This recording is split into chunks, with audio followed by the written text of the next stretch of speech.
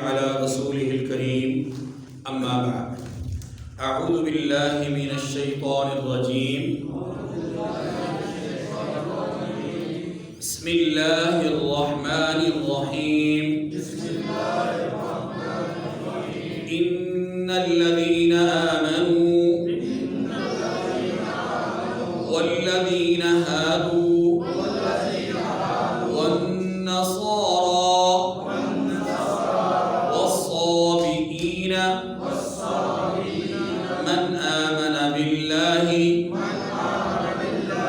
واليوم الآخر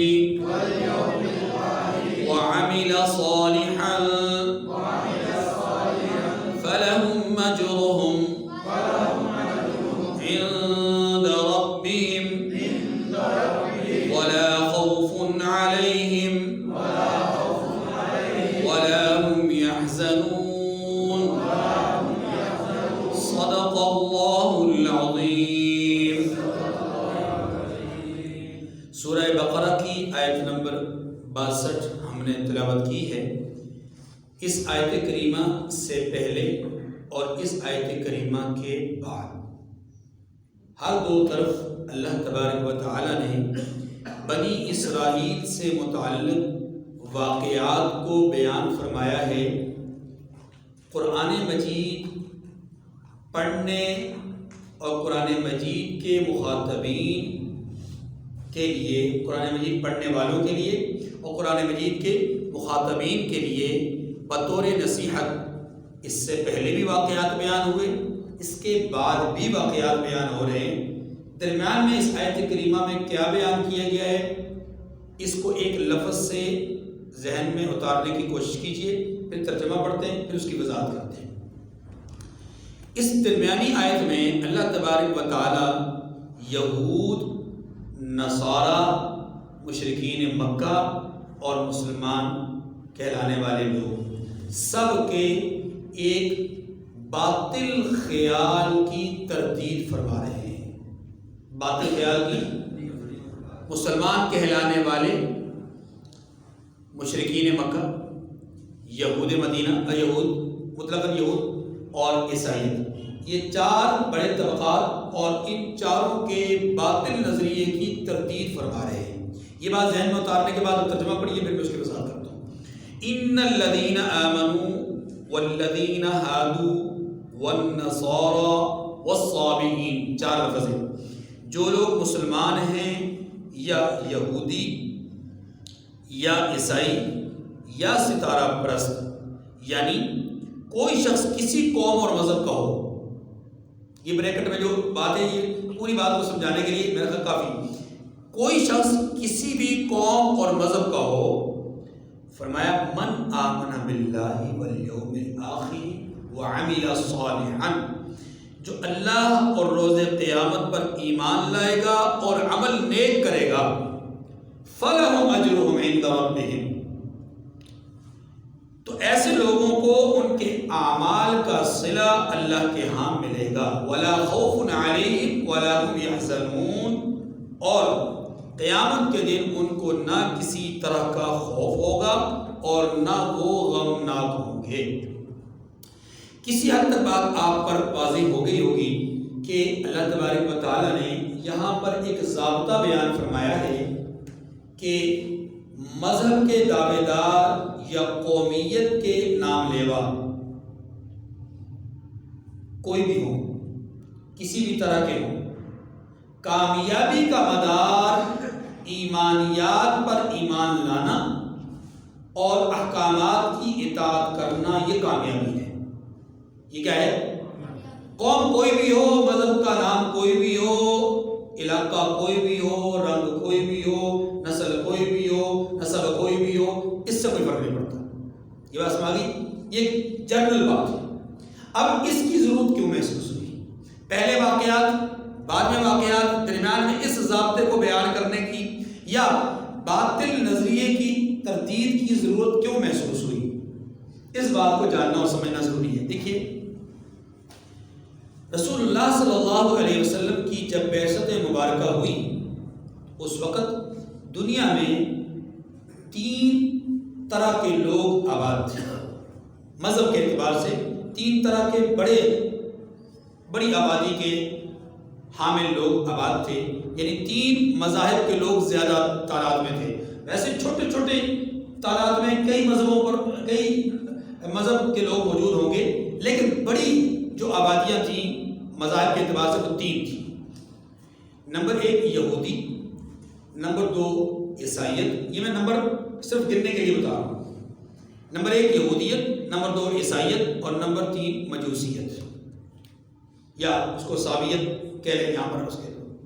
تو یہ 3 طرح کی جو مذہبی آبادیاں تھیں وہ دنیا میں زیادہ پھیلی ہوئی تھیں۔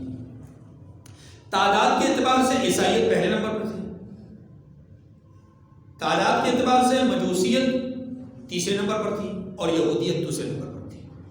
لیکن جب رحمت دو عالم صلی اللہ علیہ وسلم کی بعثت مبارکہ ہوئی تو اس وقت آپ صلی اللہ علیہ وسلم کے اعلان نبوت کے بعد ایک چوتھا طبقہ، ایک چوتھا مذہبی اعتبار سے گروہ یا جماعت یا طبقہ وہ معرض وجود میں آ گیا، جس کو مسلمان کہا جاتا ہے۔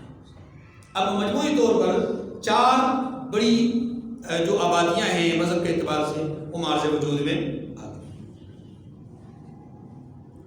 قرآن مجید نے چاروں کو یہاں پر اور سورہ حج میں ایک 5واں مذہبی طبقہ بھی اس کو بھی شامل کیا، تو 5 مذہبوں کو یا 5 مذاہب کے ماننے والوں کو مخاطب بنا کر کے یہ ضابطہ اور قانون بیان فرمایا ہے، اور وہ 5واں مذہب وہاں جو بیان ہوا وہ مجوسی ہے۔ تو فرمایا کہ مجوسی ہونا، صابی ہونا، یہودی ہونا، عیسائی ہونا، مسلمان ہونا یہ وقت نہیں رکھتا۔ وقعت اس بات کی ہے، اہمیت اس بات کی ہے کہ ایمانیات جو کہ اللہ نے دیے اور رسول نے بتلائے ان پر ایمان ہے یا نہیں، اعمال جو اللہ نے حکم کیے رسول نے کر کے دکھلائے ان پر عمل ہے یا نہیں۔ اگر ایمانیات بھی درست اور اعمال بھی اچھے تو پھر یہ کامیاب ہیں، چاہے نام اور لیبل ان کے اوپر یہودی کا ہو، نام اور لیبل ان کے اوپر عیسائی کا ہو، نام اور لیبل ان کے اوپر کوئی مجوسی کا لگا دے، کوئی عیسائی کا لگا دے، یا خود کو مسلمان کہلائیں، لیکن یہ کامیاب ہوں گے تب جب ایمان اور عمل صالح ہوگا۔ یہ ایک جنرل بات ہے، ورنہ حقیقت حال یہ ہے کہ ایمان اور عمل صالح ہوگا ہی اس آدمی کا صحیح جو کہ کہلانے کے اعتبار سے بھی مسلمان ہوگا۔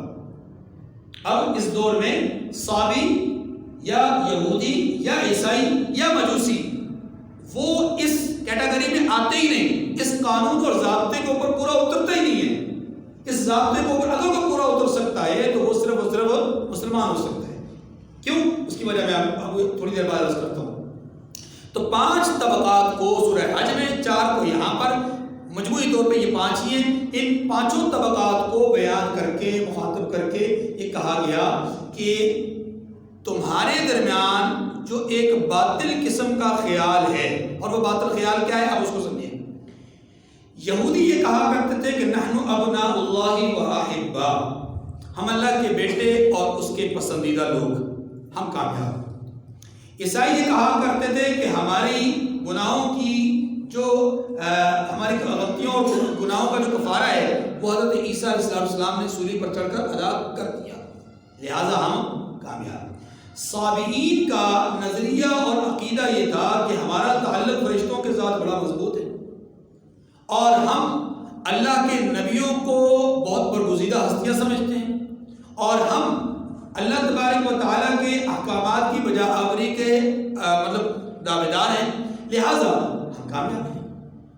اور اسی طریقے سے مجوسیوں کا خیال بھی یہی تھا کہ ہم اللہ کی مخلوق کی بھی قدر کرتے ہیں، خالق کی بھی قدر کرتے ہیں، لہٰذا ہم بھی کامیاب ہیں۔ مشرکین مکہ کا بھی خیال یہ تھا کہ ہم ملت ابراہیمی کے پیروکار ہیں، ہم کامیاب ہیں۔ اور ادھر مسلمانوں کا بھی اگر ہم دیکھیں آج کے دور میں تو یہی دعویٰ ہے کہ ہم نے کلمہ پڑھ لیا، ہم کامیاب ہیں۔ تو اللہ تعالیٰ نے ہر ایک کے نظریے، سوچ اور ہر قسم کے خیال کو مد نظر رکھ کر کے ایک کلی ضابطہ بیان فرمایا ہے، اجمالی اور کلی ضابطہ بیان فرمایا کہ کامیاب وہ ہے جس کے ایمانیات درست ہوں گے اور اعمال صالح ہوں گے، بس نام اور لیبل کوئی بھی ہو. یہ بات سمجھ آ گئی؟ باطل نظریہ بھی سمجھ میں آ گیا, اس کی تردید بھی سمجھ میں آ گئی. اب یہ جو چار نظریات کے حامل لوگ یہاں پر ذکر ہوئے ہیں, ان کے بارے میں کچھ معلومات آپ لے لیجئے. نمبر 1, ایمان. صاحب ایمان لوگ. صاحب ایمان لوگ کون ہیں؟ صاحب ایمان وہ شخص ہے جو اللہ کو وحدہ لا شریک مانے ذات اور صفات کے اعتبار سے, تمام آسمانی کتابوں اور صحیفوں کو برحق مانے, اللہ کی طرف سے جنت اور دوزخ کو یقینی اور برحق مانے, اس کی بنائی ہوئی مخلوق فرشتوں کو اللہ کی مخلوق سمجھے, اس کی لونڈیاں یا اس کی بندیاں یا اس کی بیٹیاں نہ سمجھے. اسی طریقے سے اللہ تبارک و تعالیٰ کے بھیجے ہوئے تمام نبیوں اور رسولوں کو برحق جانے اور دین حق کے اعتبار سے, ایمان کے اعتبار سے ان میں سے کسی ایک میں بھی نقص اور عیب تلاش نہ کرے اور نہ بیان کرے. لا نفرق بین احد من رسل, اللہ کے رسولوں میں سے کسی رسول میں کوئی تفریق نہ کرے. قبر, حشر, برزخ کی زندگی, اس کے حوالے سے اس کا یقین کامل ہو اور قیامت پر اس کا یقین کامل ہو, اور غیب کی جتنی بھی نشانیاں اور غیب کے جتنے بھی احکامات یا معاملات اللہ کے رسول نے بیان کی, ان تمام کو یقینی اور محکم سمجھے. یہ کون ہے؟ مومن. یہ کون ہے؟ اور یہ صفت صادر آتی ہے ایمان لانے والوں میں سے اولین ایمان لانے والے سیدہ خدیجہ الکبریٰ, سیدنا ابو بکر صدیق, سیدنا زید بن ثابت, زید بن حارثہ اور سیدنا حضرت علی المرتضیٰ. یہ 4 بڑے جو سلسلے ہیں بچوں میں سیدنا زید, غلاموں میں حضرت سیدنا زید, بچوں میں حضرت علی المرتضیٰ, آزاد نوجوانوں یا مطلب بڑی عمر کے لوگوں میں حضرت ابو بکر صدیق اور عورتوں میں حضرت سیدہ خدیجہ الکبریٰ. ان چاروں سے جو سلسلہ آگے پھیلتا اور بڑھتا ہے وہ سلسلہ قیامت تک ہر وہ شخص کہ جو اس نہج پر ہوگا وہ مومن ہوگا. اس نہج پر ہوگا وہ کون ہوگا؟ رنگ کے اعتبار سے کسی بھی رنگ کا حامل ہو, علاقے کے اعتبار سے کسی بھی علاقے کا رہنے والا ہو, زبان کے اعتبار سے کوئی بھی زبان بولنے والا ہو, اور مطلب تہذیب اور کلچر کے اعتبار سے کوئی بھی کلچر اور تہذیب اور ثقافت کا حامل ہو, لیکن اگر وہ ایمانیات کے اعتبار سے ان ایمانیات پر مکمل طور پہ یقین رکھتا ہے تو وہ کون ہے؟ مومن ہے. پھر اس کی کامیابی کا مدار اس کے اعمال صالحہ پر, کہ درجات کی بلندی اس کو ہوگی اعمال صالحہ. اعمال صالحہ کس کو کہتے ہیں؟ اعمال صالحہ اس کو کہتے ہیں کہ جو حکم اللہ تبارک و تعالیٰ نے جو کام کرنے کا حکم دیا ان کاموں کو کرے, اور جن کاموں سے رکنے کا حکم دیا ان کاموں سے رکے. یہ کیا ہے؟ عمل صالح. یہ کیا ہے؟ عمل. وہ عبادات سے متعلق ہو, وہ معاملات سے متعلق ہو, وہ اخلاقیات سے متعلق ہو, وہ معاشرت سے متعلق ہو, وہ معیشت سے متعلق ہو, تجارت سے متعلق ہو, زراعت سے متعلق, کسی بھی شعبے سے متعلق ہو, اللہ نے حکم دیا کام کرنے کا تو کرے, اللہ نے حکم دیا منع کرنے کا تو اس کام سے رک جائے گا. یہ کیا ہے؟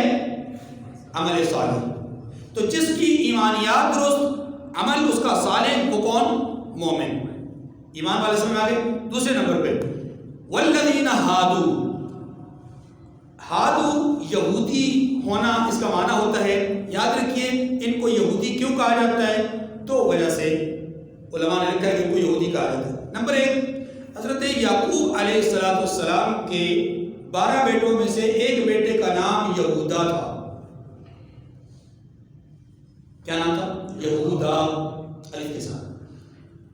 اس بیٹے سے جو نسل آگے بڑھی اسی نسل میں سے سیدنا موسیٰ علیہ السلام تھے, اور موسیٰ علیہ السلام کے ماننے والے پیروکار جو ہیں ان کو کیا کہا جاتا ہے؟ یہودی کہا جاتا ہے. اور اس یہودا کی جو نسل اور اس کا جو آگے سلسلہ بڑھا اس کو یہودی کہا جاتا ہے. لہذا یہودی ہونے کی ایک وجہ یہ کہ ان کا سلسلہ نسب چلتا ہے یعقوب علیہ السلام کے بیٹے یہودا سے, ایک وجہ یہ. دوسری وجہ یہ کہ موسیٰ علیہ السلام, آپ واقعہ پڑھ چکے, موسیٰ علیہ السلام جب اپنی قوم کے 70 لوگوں کو اللہ کا کلام سنانے کے لیے طور پہاڑ پر لے گئے, وہاں جا کر کے یہ اللہ کے حکم سے مر گئے نافرمانی کی وجہ سے, گستاخی اور بے ادبی کی وجہ سے. تفصیلی واقعہ آپ پڑھ چکے.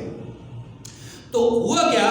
موسیٰ علیہ السلام نے اس وقت اللہ کے دربار میں فریاد کی, دعا کی, اور اس دعا کے اندر جو الفاظ تھے ان میں سے ایک لفظ یہ تھا اِنَّا هُدْنَا إِلَيْكَ. پروردگار ہم آپ کی طرف رجوع کرتے ہیں، انابت آپ کی طرف ہے، رجوع آپ کی طرف ہے، ہم آپ کی طرف پلٹ گئے، یعنی اے اللہ میرے ان لوگوں کو معاف فرما اور ان کو دوبارہ سے زندہ فرما۔ بات سمجھ آ گئی؟ تو وہاں پر لفظ آیا انا ہدنا الیک، اے اللہ ہم تیری طرف رجوع کرتے ہیں۔ تو یہودی ہونے کا معنی یہ ہے کہ رجوع کرنے والے، پلٹنے والے، یعنی ہدنا ہدایت سے ہے اور یہ پلٹنے والے ہیں، رجوع کرنے والے۔ بات سمجھ آ گئی؟ تو یہودی ہونے کی دو وجوہات، نمبر ایک حضرت یعقوب علیہ السلام کے ایک بیٹے یہودی کی نسل، یہودا کی نسل میں سے ہونے کی وجہ سے یہودی کہا جاتا ہے، نمبر دو یا اس وجہ سے کہا جاتا ہے کہ حضرت موسیٰ علیہ السلام نے جو دعا میں الفاظ استعمال کیے تھے کہ ہم آپ کی طرف لوٹ کر آ گئے، پلٹ گئے، ہم نے آپ کی طرف رجوع کر لیا، اسی لفظ سے ان کو یہودی کہا جاتا ہے کہ یہ چونکہ پلٹنے والے، لوٹنے والے ہیں۔ ٹھیک ہے، یہودی کی اس وضاحت کے بعد اب یہودیوں کے نظریات اور کچھ عقائد ان کو جاننا بڑا ضروری ہے۔ یہودی کس گماش کے لوگ ہیں اور کس ذہنیت کے مالک لوگ ہیں؟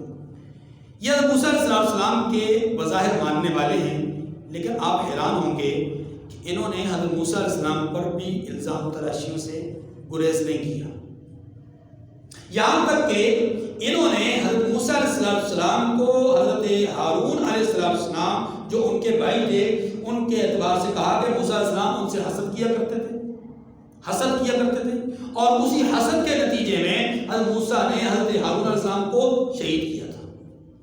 یہ ان کے بقول، اور یہی وہ بدبخت لوگ ہیں کہ جنہوں نے حضرت داؤد علیہ السلام پر یہ الزام لگایا تھا کہ انہوں نے اپنی ہی فوج کے سپہ سالار اوریا نام کے سپہ سالار کو قتل کیا تھا، صرف اس لیے تاکہ اس کی بیوی کے ساتھ جو ہے وہ نعوذ باللہ مطلب گناہ کر سکے۔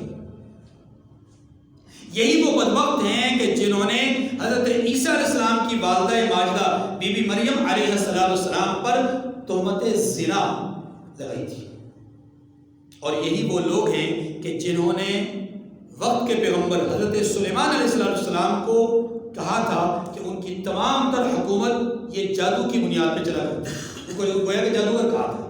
قرآن پاک میں اس کی تردید کی، اگلی آیات میں انشاءاللہ ہمارے سامنے آ جائے گا۔ وما کفر سلیمان علیہ السلام نے کفر نہیں کیا، یعنی سلیمان علیہ السلام جادوگر نہیں تھے، یہ ان کی تردید، یعنی ان کے عقائد اور نظریات تھے۔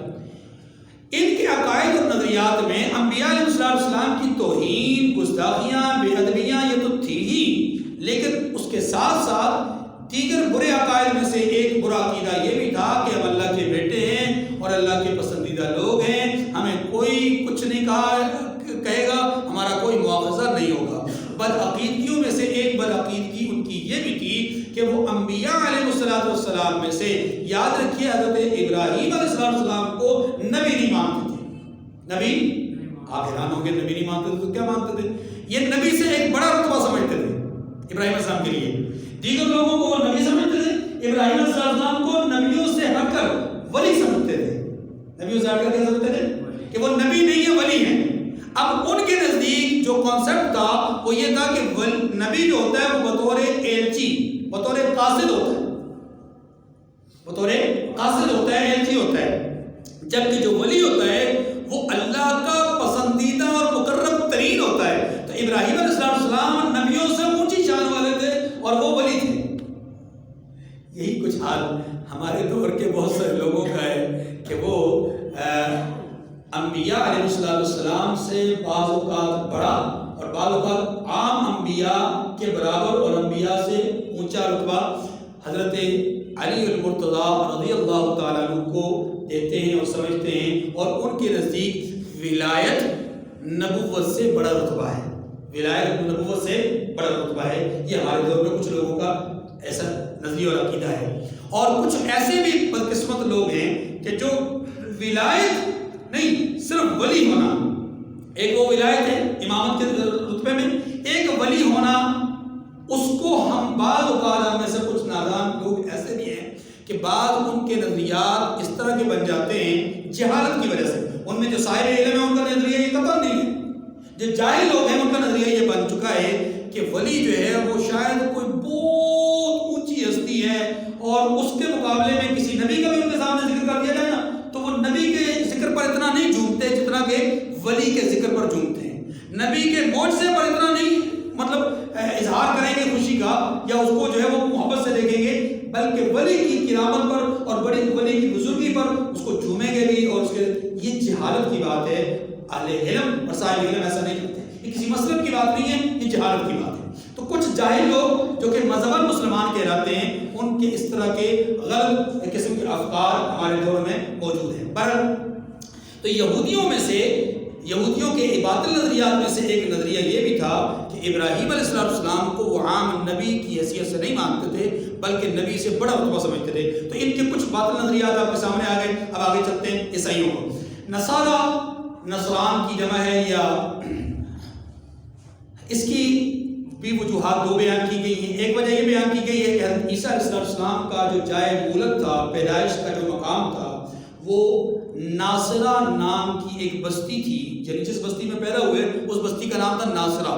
تو وہاں پیدا ہوئے تو ان کے ماننے والوں کو نصارہ کہا جاتا ہے، اس بستی کی طرف نسبت۔ جیسے کہ ہمارے دور میں دیکھیں، ایک علاقہ ہے جس کو ہم بریلی کہتے ہیں، ایک علاقہ ہے جس کو ہم دیوبند کہتے ہیں۔ اب جو لوگ دیوبند میں موجود مدرسے کی طرف منسوب ہیں ان کو دیوبندی کہا جاتا ہے، جو لوگ بریلی میں جو موجود مدرسہ ہے اس کی طرف منسوب ہیں ان کو کیا کہا جاتا ہے؟ بریلوی کہا جاتا ہے۔ حالانکہ بریلوی کا بنیادی طور پہ معنی یہ کہ بریلی کا رہنے والا، دیوبندی کا بنیادی معنی یہ کہ دیوبند کا رہنے والا۔ جیسے کہ کوئی آدمی لاہوری کہلاتا ہے تو اس کا مطلب کیا ہوتا ہے؟ لاہور کا رہنے والا۔ کوئی آدمی اگر سرگودوی کہلاتا ہے تو اس کا مطلب ہوتا ہے سرگودا کا رہنے والا۔ تو آج کے اس دور میں کچھ چیزیں وہ منسوب ہو گئی علاقائیت کے اعتبار سے، اور وہ ایک پہچان بن گئی، علامت بن گئی۔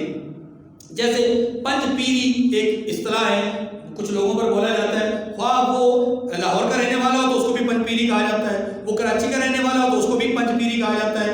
یا قادیانیوں میں سے ایک گروہ ہے لاہوری، ایک عام کسی کی طرف نسبت کرنا لاہوری ہے، اور ایک قادیانیوں میں سے لاہوری کی نسبت ہے، تو یہ بھی ایک گروہ ہے قادیانیوں میں سے، ٹھیک ہے۔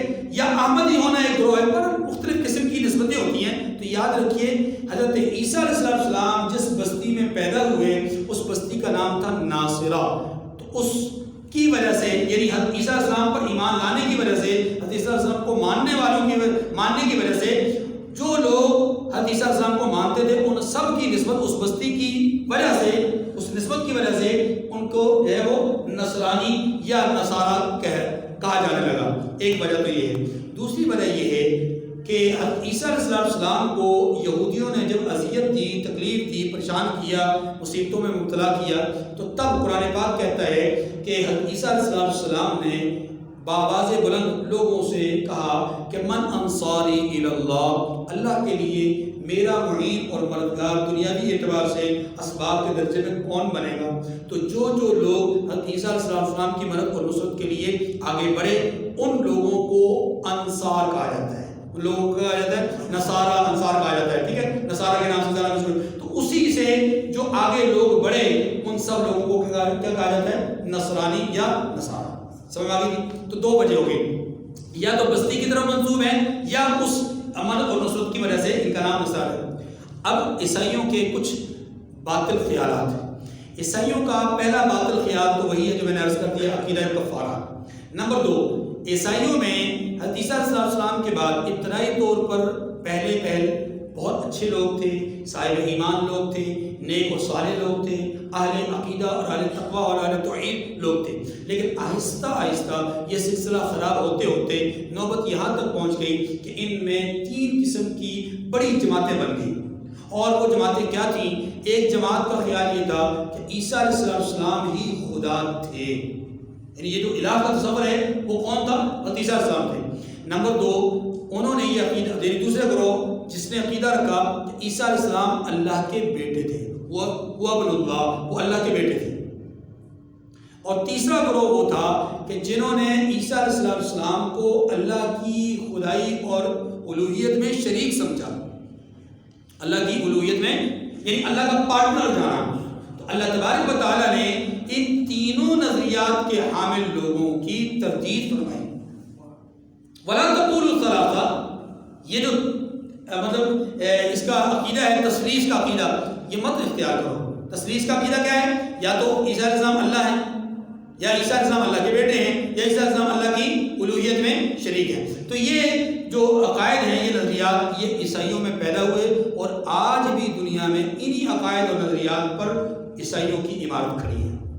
پھر عیسائیوں میں بہت سارے عیسائی تھے جو خود حضرت موسیٰ علیہ السلام کو نہیں مانتے تھے اور تورات کی بے ادبی اور گستاخی کرنے والے تھے. اور عیسائیوں میں سے ہی بہت سارے لوگ ایسے بھی تھے کہ جنہوں نے ماضی کے انبیاء علیہ السلام میں سے کئی انبیاء کی جو ہے وہ انہوں نے انکار کیا اور خود رحمت کائنات صلی اللہ علیہ وسلم کا بھی انہوں نے انکار کر رکھا ہے. اس لحاظ سے ان کی بدعقیدگی آپ پر واضح ہو جاتی ہے. تو لہذا یہ بھی بدعقیدہ اور بدفطرت قسم کے لوگ تھے. قرآن پاک نے ان کا بھی ذکر فرمایا. چوتھا طبقہ ہے سابئین کا. سابی کہا جاتا ہے، اس کا اصل معنی تو یہ ہے کہ مذہب کو چھوڑ کر دوسرے مذہب میں چلے جانا. ایک مذہب کو چھوڑ کر کوئی بھی، چاہے وہ مسلمان سے کافر بن جائے، کافر سے مسلمان ہو جائے، وہ مطلقاً سابی کہا جاتا ہے. لیکن یہاں سابی سے مراد کیا ہے؟ دیکھیے انبیاء علیہ السلام کا جو سلسلہ چلا ہے اس میں یہ بات ذہن نشین فرما لیں کہ آدم علیہ السلام سے لے کر کے حضرت نوح علیہ السلام، حضرت ادریس علیہ السلام تک یہ جو دور تھا یہ بالکل پاک صاف ستھرا دور تھا. اس میں کوئی شرک، کوئی بدعقیدگی، کوئی برائی، کوئی اس طرح کی چیز نہیں تھی. ادریس علیہ السلام کے دنیا سے جانے کے بعد لوگوں میں آہستہ آہستہ بدعقیدگی پیدا ہوئی اور نتیجہ یہاں تک پہنچا کہ لوگوں نے خود ادریس علیہ السلام کی مورتیاں اور مجسمے بنا کر ان کی پوجا شروع کر دی. یہاں تک کہ جب لوگوں میں شرک بہت زیادہ پھیل گیا تب اللہ تعالیٰ نے حضرت نوح علیہ السلام کو بطور رسول، اس سے پہلے سارے نبی آتے رہے، یہ پہلے دنیا میں شخص ہیں جو نبوت کے ساتھ ساتھ رسالت کے منصب پر فائز ہو کر دنیا میں تشریف لائے. اب غور کیجیے، نوح علیہ السلام نے اعلان نبوت فرمایا اور رد شرک فرمایا اور اعلان توحید فرمایا. ٹھیک ہے، تو نوح علیہ السلام سے لے کر کے ابراہیم علیہ السلام تک کا جو ایک طویل دورانیہ ہے، یہ سارا کا سارا دورانیہ حقیقت میں اس دورانیے کو سابیت کہا جاتا ہے. یعنی یہ سابقین کا دور ہے. یہ کون سا دور ہے؟ سابقین کا دور ہے، کیونکہ وہ عقائد و نظریات کی تبدیل ہونے کی وجہ سے پہلے موحدین، پھر مشرک بنے، پھر دوبارہ جو ہے وہ توحید کی طرف آئے اور اکثر لوگ مشرک ہی رہے. جیسا کہ آپ جانتے ہیں کہ نوح علیہ السلام نے 950 سال تبلیغ کی، 80 یا 82 لوگ مسلمان ہوئے، باقی سارے کے سارے 5 نسلوں میں مسلمان نہیں بن سکے. اس لحاظ سے وہ سابقیت تھا، یعنی اصل مذہب کو چھوڑ کر کے دوسرے مذہب کو انہوں نے اختیار کیا. لیکن ابراہیم علیہ السلام جب دنیا میں مبعوث ہوئے تو آپ کے دور میں بھی ابتدائی طور پر لوگ مشرک تھے. پھر آپ کی جدوجہد اور آپ کی مسلسل محنت اور آپ کی جو ہے وہ لوگوں کے ساتھ مناظرے اور مجادلے اور یہ سارے معاملات، اس کے نتیجے میں لوگوں میں بتدریج اسلام اور دین اور جو حنیفیت ہے وہ پھیلتی گئی، یہاں تک کہ ابراہیم علیہ السلام کے دور سے لے کر کے رسول اللہ صلی اللہ علیہ وسلم کے دور سے تقریباً 450 سال پہلے تک کا جو دورانیہ ہے، اس دورانیے کو حنفیت کا دور کہا جاتا ہے کہ یہ دور حنیفی تھا. یہ دور حنیفی تھا. قرآن پاک نے حضرت ابراہیم علیہ السلام کے لیے حنیف کا لفظ استعمال کیا ہے. ان ابراہیم کان امۃ قانتا للہ حنیفا ولم یکن من المشرکین. وہ مشرکین میں سے نہیں تھے بلکہ وہ کیا تھے؟ حنیف تھے. بات سمجھ آ گئی؟ بہرحال حضرت ابراہیم علیہ السلام کے دور سے لے کر کے رسول اللہ صلی اللہ علیہ وسلم کی بعثت سے تقریباً 450 سال پہلے تک یہ دور حنفیت ہے، اور ابراہیم علیہ السلام سے پیچھے نوح علیہ السلام تک یہ دور سابقیت ہے. اتنی بات سمجھ آ گئی جی؟ اب اگلی بات یہ سمجھیے کہ رسول اللہ صلی اللہ علیہ وسلم کی بعثت سے تقریباً 450 سال پہلے جو لوگ تقریباً ابراہیم علیہ السلام سے لے کر کے اس دور تک 2000 سال تک عقیدہ توحید پر کاربند تھے، اللہ کی وحدانیت کے قائلین تھے اور اچھے نظریات کے حامل تھے. خاص طور پہ عرب وہ اچھے نظریات کے حامل لوگ تھے. لیکن کیا ہوا؟ عمر ابن لحی عرب کا ایک آدمی تھا، اس نے سب سے پہلے عرب کے اندر یعنی مکہ مکرمہ کے اندر بت کا ایک تعارف کروایا یا بت لے کر کے گیا اور اس کی پوجا شروع کی چھپ چھپ کر کے. پھر ظاہراً ہوتی رہی اور پھر یہ سلسلہ بڑھتا رہا. 450 سال کے اندر یعنی رسول اللہ کی بعثت سے پہلے 450 سال کے دورانیے میں بت پرستی اس حد تک عروج پذیر ہو گئی کہ خود حرم شریف میں 360 بت رکھے گئے. بات سمجھ آ گئی؟ اسی بات سمجھ. اب پیچھے کی طرف دوبارہ چلے جائیے. وہ جو سابقیت کا دور تھا سابقین کا، وہ دور اس کو کہتے ہیں مذہب کو چھوڑ کر دوسرے مذہب کو اختیار کر لینا۔ پھر ان صابئین کے آگے 3 بڑے گروہ بنے، 3 بڑے گروہ بنے۔ ان میں سے ایک گروہ کا نام مجوسی ہے، دوسرے گروہ کا نام برہمن ہے، تیسرے گروہ کا نام بدھ مت جس کو کہتے ہیں۔ یہ جو پہلا گروہ ہے مجوسی، ان کا تعلق یا ان کی آبادکاری اور ان کی نسل فروغ پائی ہے ایران کے اندر۔ ساسانیوں میں جو سلسلہ بڑھا وہ کس کا بڑھا؟ مجوسیوں کا۔ مجوسی کہتے ہیں ان لوگوں کو کہ جو آتش پرست تھے یا ستارہ پرست تھے، یعنی ستاروں کی پوجا کرتے تھے یا آگ کی پوجا کرتے تھے۔ یہ لوگ اپنے مذہب کے اعتبار سے صابئین ہیں، اور صابئین کی ہی ایک گروہ یا ایک آگے جو جز بنا وہ ستارہ پرستوں کا اور ان کا یعنی آگ پرستوں کا بنا، ان کو کیا کہتے ہیں؟ مجوسی۔ اور وہ سلسلہ بڑھا ایران اور ایران کے متصلہ علاقوں میں، یہ یہاں پر ایک طویل سلسلہ ان کا بڑھا، اور آج بھی اس مذہب کے اور اس سلسلے کے چاہنے والے اور ماننے والے لوگ دنیا میں موجود ہیں۔ دوسرا جو اس کی دوسری شاخ تھی صابئین کی، وہ تھی برہمن۔ برہمن جو ہیں، اگر آپ غور کریں تو آپ کے پڑوسی ملک، سمجھ گئے نا، گاؤں ماتا والے، یہ ان میں برہمن وہاں پائے جاتے ہیں، جس کو ہم ہندو کہتے ہیں، اور ہندو مت اسی برہمن کا ایک سلسلہ ہے، ٹھیک ہے۔ اس میں پھر آگے سلسلے ہیں، کوئی اچھے ہیں، کوئی چھوت ہیں، کچھ مطلب درمیانے درجے کے ہیں، وہ آگے ایک سلسلہ ہے، تفصیل اس میں جانے کی ضرورت نہیں ہے۔ بس اتنی بات سمجھ لیں کہ صابئین کی دوسری شاخ وہ کس کی تھی؟ برہمن، یعنی ہندوؤں کی۔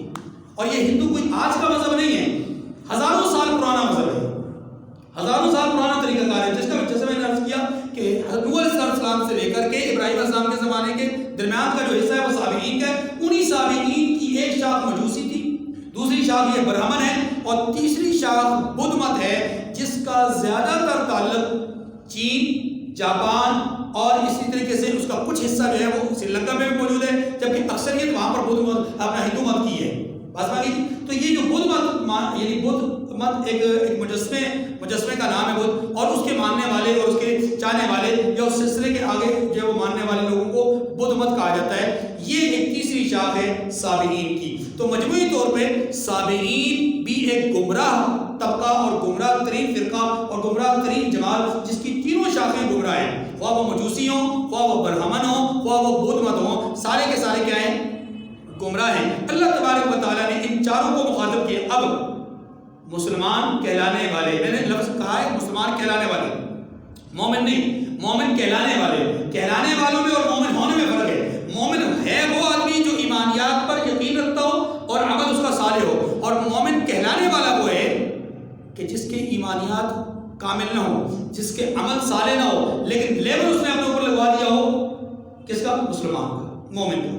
یہ ہے مومن کہلانے والا۔ اس طرح کے بہت سارے لوگ مومن کہلانے والے ہیں حضور کے زمانے میں بھی، جیسے عبداللہ بن ابی مومن اور مسلمان کہلاتا تھا تو وہ منافق لیکن مسلمان کہلاتا تھا۔ ہمارے اس دور میں بھی اگر ہم آبادی کے لحاظ سے 1.5 ارب سے زیادہ مسلمان دنیا میں کہلاتے ہیں، لیکن اگر حقیقت کو دیکھا جائے، عقائد اور نظریات پر، ایمانیات کو پرکھا جائے، تو ایمانیات کے ہی لیول سے 1 ارب سے زیادہ لوگ نکل جائیں گے، وہ مسلمان کہلانے کا قابل نہیں ہوں گے۔ ایمانیات کو اگر ہم جانچیں گے تو بہت سارے لوگ نکل جائیں گے۔ اچھا، پھر جو باقی بچ جائیں گے عمل صالح میں سے، کہ جب ان اس پیمانے پر جب ان کو ماپا جائے گا، جب اس ترازو پر جب تولا جائے گا، تو بہت سارے لوگ منافقت کی وجہ سے، بہت سارے لوگ بدعملی کی وجہ سے وہ نکل جائیں گے، یا بدعقیدگی یا بدعملی، دونوں چیزوں میں سے کسی چیز کی وجہ سے بہت ساری چھانٹی ہونے کے بعد نتیجہ یہ ہوگا کہ 1.5 ارب سے زائد مسلمانوں کی تعداد والا یہ مذہب اگر افرادی قوت کے اعتبار سے خالصتاً مومنیت کو دیکھا جائے تو پھر ان کی تعداد شاید بہت تھوڑی رہ جائے گی۔ اب قرآن پاک کیا کہتا ہے؟ اب قرآن پاک کو سمجھیے۔ قرآن پاک یہ کہتا ہے کہ تم نے جو نام لیبل لگوا لیا مومن ہونے کا، تم نے جو لیبل لگوایا یہودی ہونے کا، تم نے جو لیبل لگوایا یہودی عیسائی ہونے کا یا صابی ہونے کا، یہ کوئی وقت نہیں رکھتا۔ اصل وقعت اور اصل اہمیت کس چیز کی ہے؟ ایمان اور عمل صالح کی۔ جس کا ایمان اچھا، جس کا عمل صالح، وہ کون؟ کامیاب۔ اور جس کا ایمان اور عمل صالح درست نہیں وہ ناکام ہے کہلانے کو، چاہے وہ مسلمان ہی کیوں نہ کہلائے۔ دیکھیے ان الذين آمنوا والذين هادوا والنصارى والصابئين من آمن بالله واليوم الآخر، فرمایا جو لوگ مسلمان ہیں یا یہودی یا عیسائی یا ستارہ پرست، صابئین کا معنی یہاں پر ستارہ پرست اس لیے کیا کہ صابئین میں اس وقت کے لحاظ سے جو قرآن پاک کے اولین مخاطب ہیں وہ کون لوگ ہیں؟ صحرائے عرب، یعنی عرب کے رہنے والے لوگ یا عرب سے متصل علاقوں کے رہنے والے لوگ۔ تو عرب کے اندر کے لوگ جو لوگ تھے وہ یا مسلمان تھے یا یہودی تھے یا عیسائی تھے، یا ان کے قریب ترین علاقوں میں رہنے والے لوگ کون تھے؟ مجوسی تھے۔ یہ جو برہمن ہیں، بدھ ہیں، یہ دور کے رہنے والے لوگ تھے، اس لیے اولین مخاطبین کے اعتبار سے ان کو جو ہے وہ ٹچ نہیں کیا گیا یا ترجمے میں ان کو مد نظر نہیں رکھا گیا، ورنہ صابئین کے اندر مجوسی بھی، ہندو یعنی برہمن بھی اور بدھ مت والے سارے آ جاتے ہیں۔ فرمایا من آمن باللہ والیوم الآخر، جو اللہ اور روز قیامت پر ایمان لائے گا، ایک بات وعمل اچھا یہ جو من آمن باللہ والیوم الآخر کا مطلب صرف یہ دو چیزیں ایمانیات سے تعلق، ایمانیات دیکھیں اللہ پر ایمان لانا، اللہ کی کہے ہوئی سب پر ایمان لانا، اور آخرت کے دن پر تذکرہ اس لیے کیا کہ آخرت کا دن یہ مغیبات میں سے، غیب کی چیزوں میں سے، اور اس کو کسی نے نہیں دیکھا، اس کو مطلب اللہ کے رسول صلی اللہ علیہ وسلم نے بھی نہیں دیکھا، کیونکہ وقوع پذیر اس کا وقوع ہی نہیں ہوا، جو واقعی ہی نہیں ہوا تو اس کو دیکھا کیسے جا سکتا ہے؟ جنت اور جہنم کا وقوع ہے، رسول اللہ نے دیکھا، رسول اللہ نے دیکھا، کیا مرنے کے بعد کے حالات کیا ہونے ہیں، یہ بہت سارے حالات واقع ہو چکے، ان میں سے بہت سارے حالات اللہ نے دکھلائے، لیکن قیامت کا چونکہ وقوع نہیں ہوا اس لیے اس کو دیکھا کسی نے نہیں۔ اب یہ میں نقطے کی بات عرض کر رہا ہوں کہ والیوم الآخر کہہ کر کے اس بات کی طرف اشارہ کیا کہ یہ جو مغیبات ہیں یعنی غائب کی جو چیزیں ہیں، چاہے وہ آخرت سے تعلق رکھتی ہیں، چاہے وہ جنت سے تعلق رکھتی ہیں، چاہے وہ جہنم سے، چاہے وہ برزخ سے، چاہے وہ محشر سے، ساری کی ساری چیزیں اس میں شامل ہو گئی میرے اور آپ کے لیے۔ میرے اور دو چیزیں یہاں بیان کی ہیں، اللہ پر ایمان لانا، آخرت کے دن پر ایمان لانا۔ اللہ پر ایمان لانا، اللہ کے فرشتوں پر ایمان لانا، اللہ کے نبیوں پر ایمان لانا، اللہ کی کتابوں پر ایمان لانا۔ آخرت کے دن پر ایمان لانا یعنی مغیبات پر ایمان لانا، آخرت کے دن پر، جنت پر، جہنم پر، محشر پر، ترازو پر، اسی طریقے سے برزخ کی زندگی پر جس کو قبر کہا جاتا ہے، ان تمام پر ایمان لانا۔ یہ دو لفظ کہہ کر کے تمام ایمانیات کو شامل کر دیا۔ فرمایا وَعَمِلَ صَالِحًا فَلَهُمْ أَجْرُهُمْ عِنْدَ رَبِّهِمْ، جو جن کے ایمانیات اچھے، عمل صالح، تو فرمایا ان کے لیے کیا ہے، ان کو ان کے اعمال کا صلہ اللہ کے ہاں ملے گا۔ وَلَا خَوْفٌ عَلَيْهِمْ وَلَا هُمْ يَحْزَنُونَ، خوف اور حزن ان دونوں کا معنی میں پہلے کر چکا ہوں۔ خوف کہتے ہیں جو زندگی گزر گئی اس میں کسی کرتوت، کسی عمل، کسی کوتاہی پر پریشان ہونا، اس کو کہتے ہیں خوف، اس کو کہتے ہیں حزن، یعنی اس پر غمگین ہونا۔ اور خوف کہتے ہیں آنے والے دنوں میں، آنے والے وقت کے لحاظ سے، آنے والے حالات کے لحاظ سے کوئی ڈر، کوئی خطرہ، اس کو کیا کہتے ہیں؟ خوف۔ تو فرمایا نہ تو آخرت میں ان کو آنے والے حالات کے اعتبار سے کوئی خوف ہوگا کہ کسی قسم کی تکلیف کبھی بھی ہو سکتی ہے، نہیں ہو سکتی، اور نہ ہی گزشتہ کی زندگی پر ان کو کوئی پشیمانگی اور غمناکی ہوگی۔ اس لیے فرمایا کہ نہ ان کو کسی طرح کا خوف ہوگا، خطرہ ہوگا، اور نہ ہی وہ غمناک ہوں گے۔ اللہ تعالیٰ مجھے اور آپ کو سمجھنے کی توفیق کامل نصیب فرمائے۔ وآخر دعوانا ان الحمد للہ رب العالمین۔